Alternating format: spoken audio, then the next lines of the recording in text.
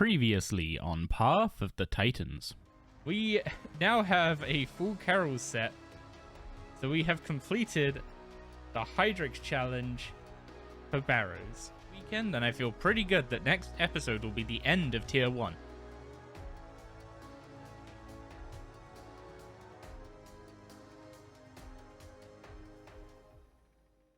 Welcome back to Path of the Titans. This episode, I'm making it my goal to see the end of Tier 1.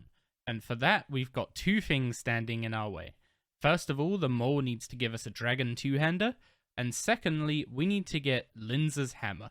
I'm going to be starting off with Linza's hammer because I'm expecting it to be the most painful grind of these two. So let's just pick up right where we left off last time in Linza's crypt. We need to have a little chat with Linza because I went back and checked what my god book was at when we got the cuirass drop. We had over 18 hours of charge in that god book when we got that drop.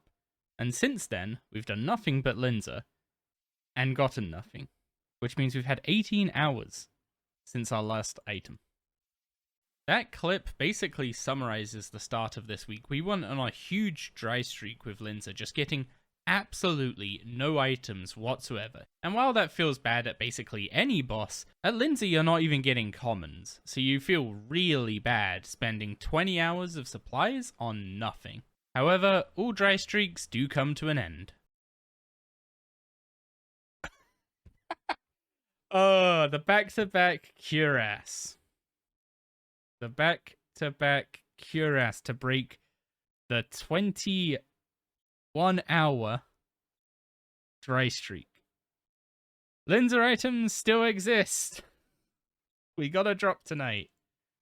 As you can probably tell from my reaction, at this point I was just happy to see a Linza item at all after going 20-odd hours without one. Unfortunately, it is a dupe, so it's of no use to us. However, it is another 20 undead components if we somehow go through the first 20. But that seems really unlikely. So with our first drop of the week out of the way and a nice dupe, let's see how the rest of the week went. You never know, today might be... This is never getting old. Today might be the first day that we get Linza items on consecutive days. Why am I back at Barrows? Because I still don't have a hammer. Well, a Linza's hammer anyway. I've got Torax already. Right, but now you've complained, so surely you'll get something. If only it worked like that. If only. Yeah, Barrows is a fun boss to do, but one of the nastiest logs to do. Oh yeah, I ended up getting a soul dive for my SGB. I sent you what it looks like with base Serenic on Discord. It looks way better than the base SGB. Yeah, I injured my left hand playing WoW. But I have my weapon binds on my mouse, so I just ruined my right hand instead. I can four-tick, but it's the kind of thing where I don't want to four-tick for like 5-6 hours at a time. That's the only thing. Once we got over that 21-hour dry streak, we actually started getting items relatively frequently. I use the term relatively because getting an item a day at Linza when you're only killing her for 6-7 hours a day, not actually that likely. It's about 1 in 10 hours per drop. But we were due some luck in this regard because we went 400 odd Linza before even seeing our first item. So let's see what we started getting next. Oh my god. Well, we got back-to-back drop days, but it's another duplicate. Well, you brought some kind of luck with you, Rich. We have 2 cuirass and 2 shields now. So, 2 duplicates and 4 items. A little unlucky, but not the worst luck in the world. That said, I don't think anyone could have expected what was coming next. And I really hope that I didn't curse myself with what I said in that video.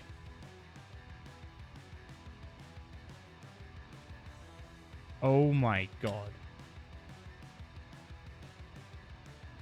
No. That was another... We just got 2 Linza shields in the space of half an hour. That is literally the worst dupe to get. I don't even know how to respond to that, I'm gonna be honest. I could run, but honestly, at least I rolled the d5. I now really appreciate why Linza is one of the feared grinds of Golden Reaper. No way. No, another one? That's 3 in a row. My god. What? That's like a 1 in 25 chance of happening. Of getting the same one 3 times in a row. Well, I appreciate the backhand, Linza. That means we've got drops 3 days in a row now, actually. I'll take that. Especially considering I was able to play less today then. At this rate, I'm going to end up with as many shields as I have Torag's plate bodies. I really should start thinking about what I say before I say it, because at this point I assumed 3 shields in a row. Surely we were going to get something new from the next chest. No way. What? This feels like a sick joke at this point. That's 4 shields in a row. To give some context to this, this is Saturday, and I have been going super hard at Linza all week to get basically 1 drop a day. So seeing a Linza drop in a stream basically meant I thought I wasn't going to be seeing another one that stream.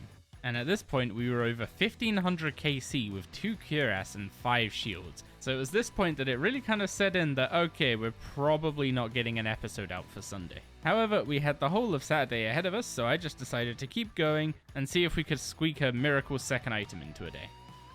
So I think I'm getting monkey pawed here, actually.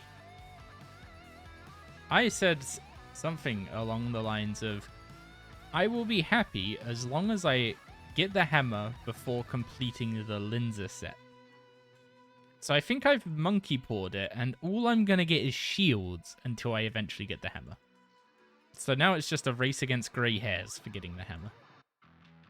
I'm getting a full lesson in how bad you gotta be, or how careful you gotta be with tempting fate in this game, I guess. So in the Monster Hunter community, this phenomenon actually has a name. This phenomenon is known as the desire sensor. It's basically the idea of when you kill a monster in Monster Hunter looking for a specific item, you will get everything but the item in plenty amounts. So if you're going for a relatively common drop of, say, a Rathalos plate, which is basically just a piece of a Rathalos' tail, you will get the super rare Rathalos ruby like 3 times before you see a plate. In 32 hours and gotten a cuirass and 4 shields.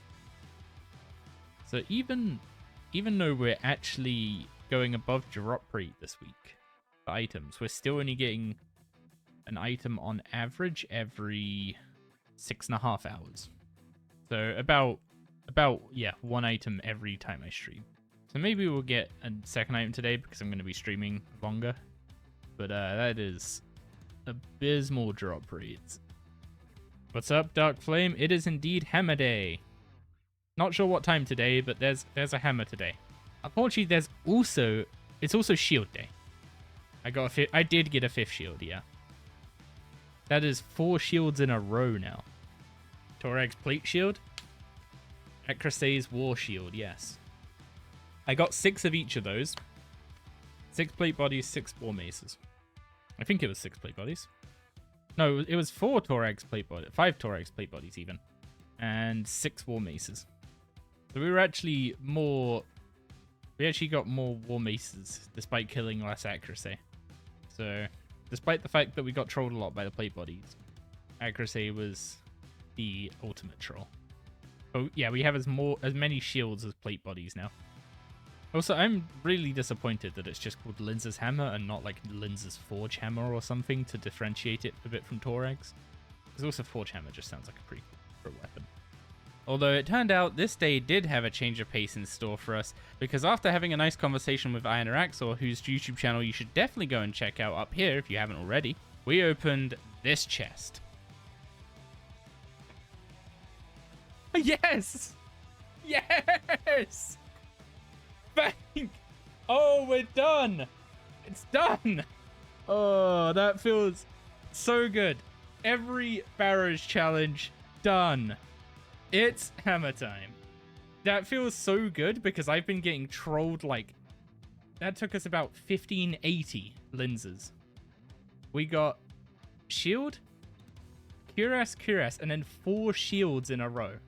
So in total, our Linza KC was 1580, and we got 8 drops, which is basically exactly on drop rate. And honestly, when we look at the 1580 that we did versus the 960 drop rate, we didn't go exceptionally dry at Linza. It's just that it takes so long to build up that KC here. I got warned a lot at the start of the series that I really shouldn't have gone for a specific Linza item, and to be honest, this could have gone a lot worse than it did. It was still painful, but we didn't go triple drop rate or anything.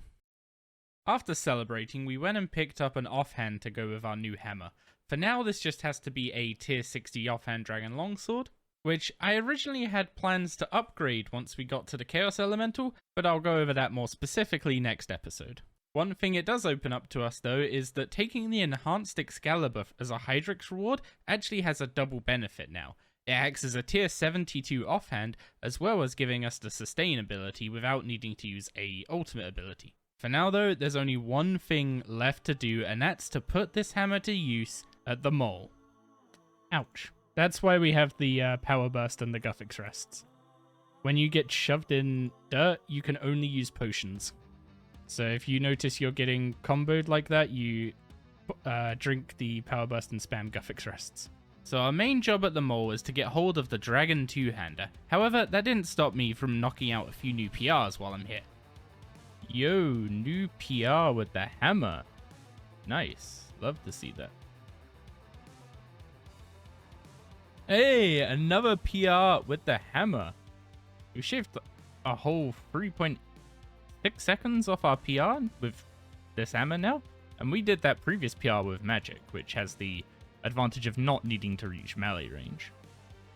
However, mole was yet another test. I honestly came here in really good spirits, having overcome the Linza's hammer grind.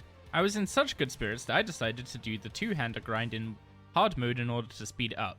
In hard mode, it's a 1 in 256 as opposed to the 1 in 512 in normal mode, which theoretically means we should have less chance of getting unlucky and going super dry on it, right?